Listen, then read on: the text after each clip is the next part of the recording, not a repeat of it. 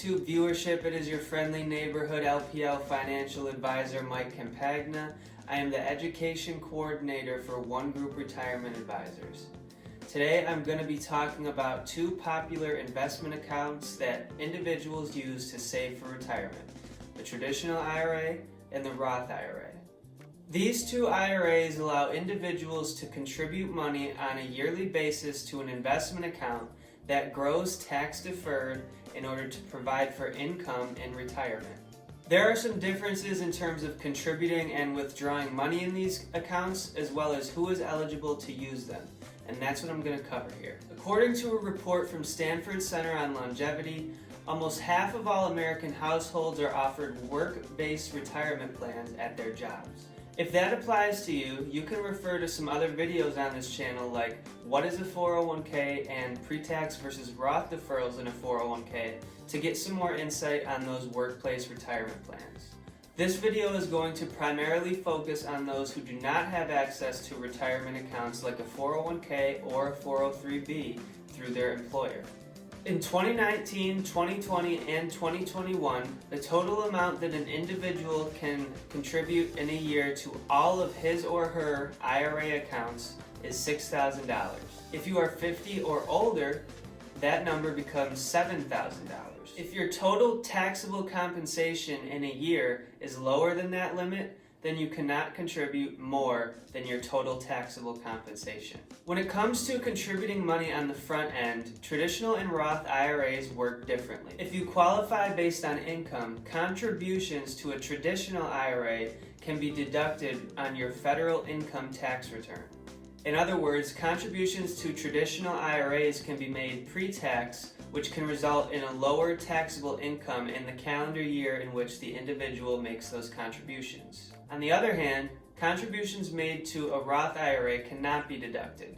They are made after tax. So there really is no front-end benefit when making Roth IRA contributions. Something that a traditional IRA and a Roth IRA have in common is that while the money is inside the account, it grows tax-deferred. Then, when you get to the point of withdrawal, is where these accounts begin to differ again. The minimum age that you can pull from a traditional IRA without penalty is age 59 and a half.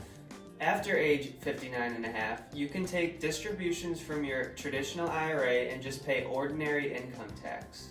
Early distributions from IRAs generally incur a 10% penalty, plus you would have to pay ordinary income tax on the amount.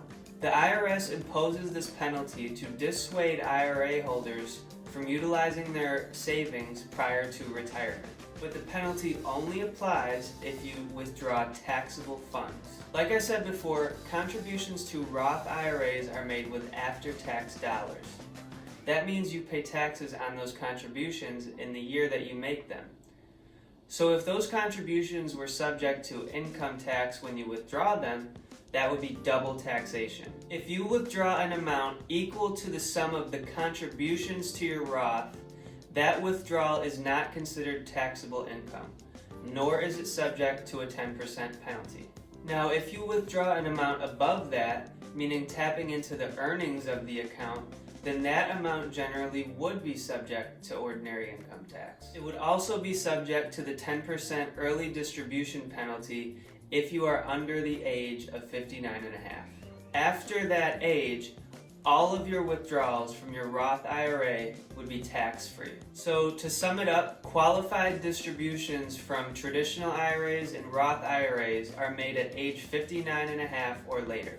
Qualified distributions from a traditional IRA would involve ordinary income tax, and qualified distributions from a Roth IRA would be tax-free. There are a couple exceptions to having to reach age 59 and a half. Those are becoming permanently disabled, passing away so that your beneficiary or estate takes a hold of the account, or using the funds to buy, build, or rebuild a home that meets the first-time home buyer exception. There are still a few more pertinent points to mention about traditional and Roth IRAs. With traditional IRAs, beginning at age 72, account holders will be required to take required minimum distributions each year, which are based on account size and life expectancy. With Roth IRAs, there are no required minimum distributions. Anyone over the age of 18 with earned income can contribute to a traditional IRA, whereas there are income limits to contributing to a Roth IRA.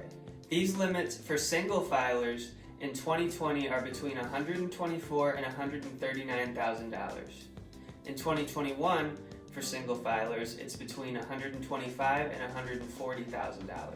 For married couples filing jointly, in 2020 the limits are between $139,000 to $196,000, and in 2021 those limits are $140,000 to $198,000. Finally, there needs to be at least 5 years between the time at which you make your first Roth contribution and the time at which you begin to take withdrawals if you want to take advantage of the tax-free withdrawal benefit. Saving for retirement has become more and more important for the individual as careers with pensions continue to decrease in prevalence and the long-term future of Social Security remains uncertain.